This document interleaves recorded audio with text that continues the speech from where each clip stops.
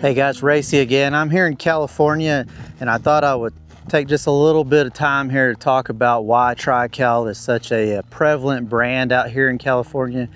For one, if you've heard our podcasts or you hear me talk on other videos, we talk about how TriCal brand, the name came from Triticale, California. And that's where TriCal gets its name from, California Triticale. So this is really the home of where TriCal got its start. It's probably also the maturest market that we have for many reasons, and there's a lot of dairies in this area. So the biggest thing for them is manure management. Anybody that farms in this area knows they have a ton of manure they have to manage, and you could even hear the crunch of the dried manure underneath my feet as I walk through here. But I want to talk about what the most important thing to select for. Number one, disease tolerance is going to be right up at the top.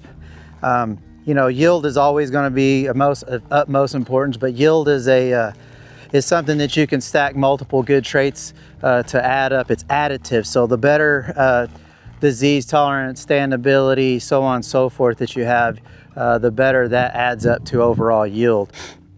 So I had to take you to the back of my trowel because the front of the trowel is more advanced lines, and we've had several cycles of selecting for straw strength. But when I walk through here, you can see the varieties that I'm looking at. These are all experimentals that I've selected moving forward in my program. You see there's a couple here that has some pretty good standability, but then you get to something like this. This is pretty apparent that we shouldn't be moving this one forward. This is what I would expect for varieties that are coming from other parts of the US. If they're not selecting and breeding varieties for this environment, this heavy lagoon water environment, they're going to fall flat on their butt, and that's what all these varieties have done here, especially this experimental. I kind of walk down through here again. I even get pretty particular about if I just see a hole in it. As we kind of see, this one looks like it's standing up pretty good. Then we get in here and it's like, oh, that's not a good sign there, is it? That's a hole.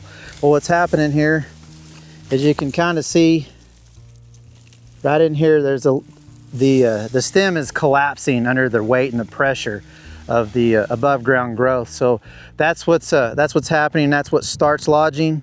If it's going to have a hole in it like these couple of experimentals here, we're not going to move them forward. We're going to say those aren't good enough to continue to test and potentially move into a commercial market. So always pick a TriCal variety, and we stand by the brand.